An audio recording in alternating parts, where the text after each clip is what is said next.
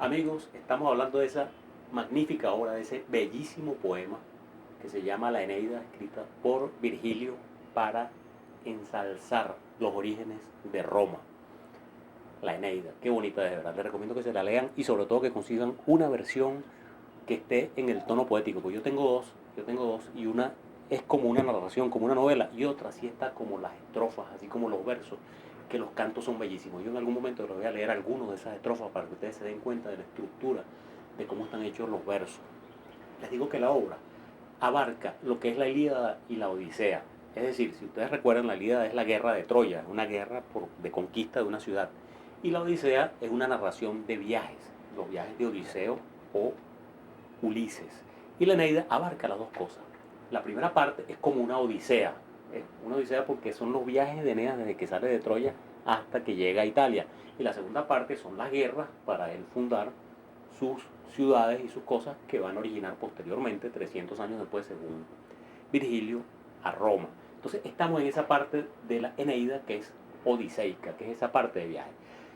Como aquí nos gusta que aprendamos y veamos y sintamos la geografía, vamos a mostrarle primero este mapita de Troya, de la ubicación de Troya. Vean que Troya está un poquito al sur de lo que se llama el Mar de Mármara, en ese estrecho que se llama de los Dardanelos. Si ven ahí, más arribita está Estambul. La diferencia está en que Troya está del lado de Asia y Estambul está de lo que sería el lado de Europa.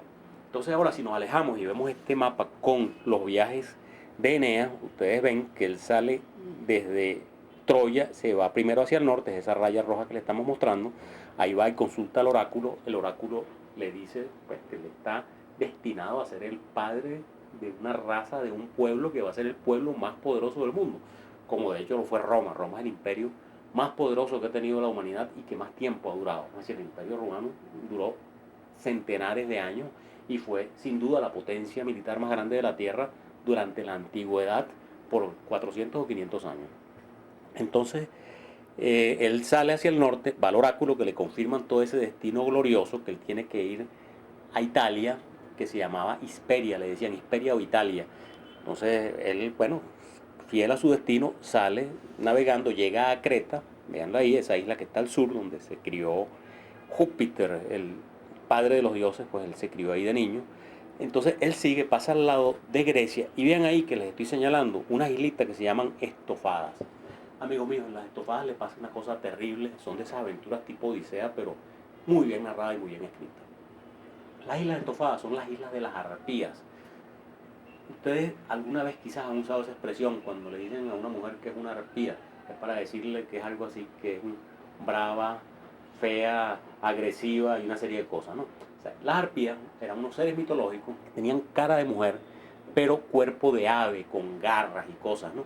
Entonces ellos pasan 3 días y 3 noches en medio de una tormenta que no sabían cuándo era de día. Él dice que ni su astrónomo sabía cuándo era de día y de noche, porque era una oscuridad de tormentas, rayos, truenos y relámpagos, y de repente cuando cesa la tormenta llegan a estas islas estofadas. Como eran las islas de las arpías, eso estaba, bueno, de lo más provisto, pues o sea, había ganado, ovejitas, frutas, de todo. Entonces ellos preparan, cazan a unos animalitos, unas cosas, y preparan tremendo banquete, sacan su vino que traen en los barcos, sus cosas, y se sientan a comer. Cuando ya se iban a sentar, llegan las arpías, esas mujeres pues con, o esos pájaros con cara de mujer, y los atacan y los agreden y les gritan y les dicen cosas y tienen que huir. Ellos tratan de defenderse con las espadas, pero no pueden, o sea, porque las espadas no pueden contra las plumas de las arpías. Son unas plumas que eran más fuertes que los bronces y los aceros que ellos utilizaban para las espadas.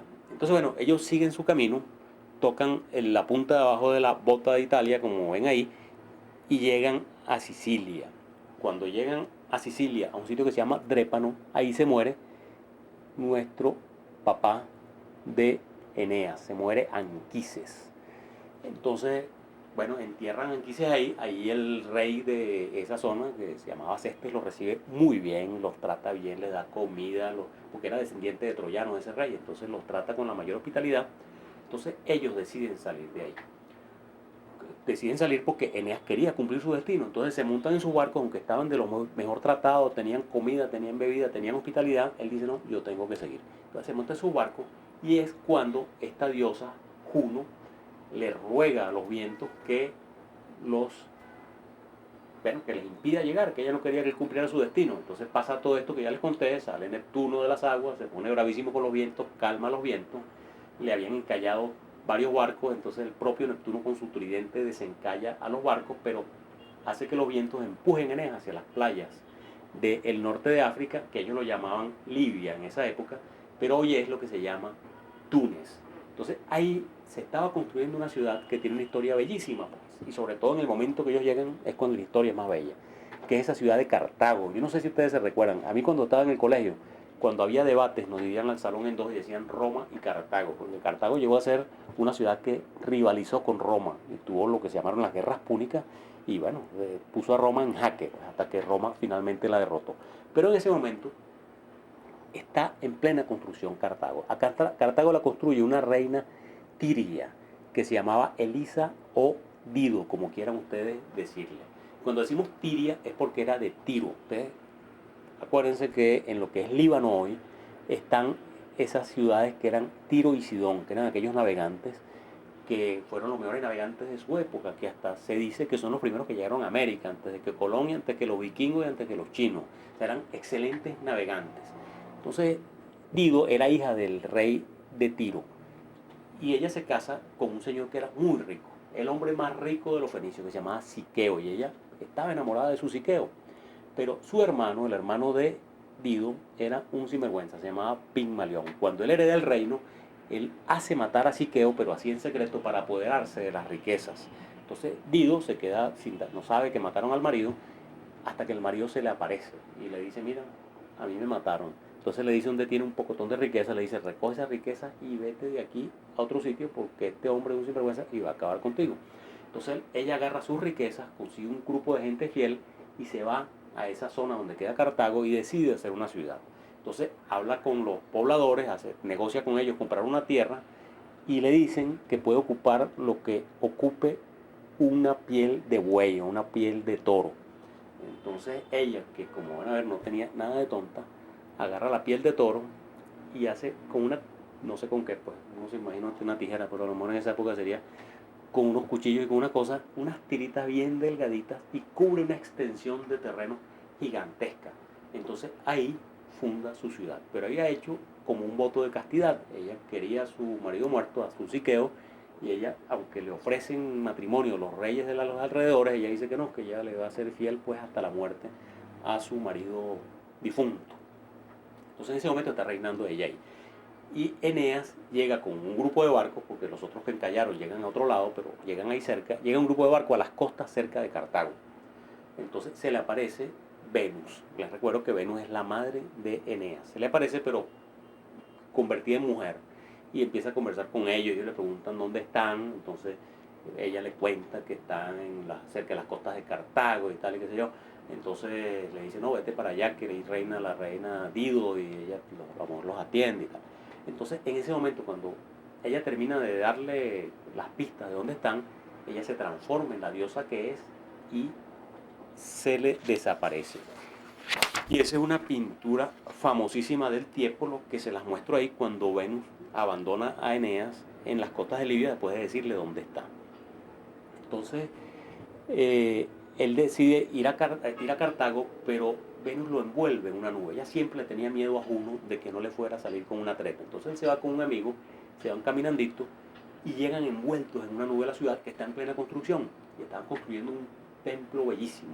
Y ellos se ponen a ver las pinturas y los grabados en el templo y tenían representaciones de la guerra de Troya, de donde ellos venían 7 años atrás. Ellos ya tenían 7 años dando tumbos por el Mediterráneo.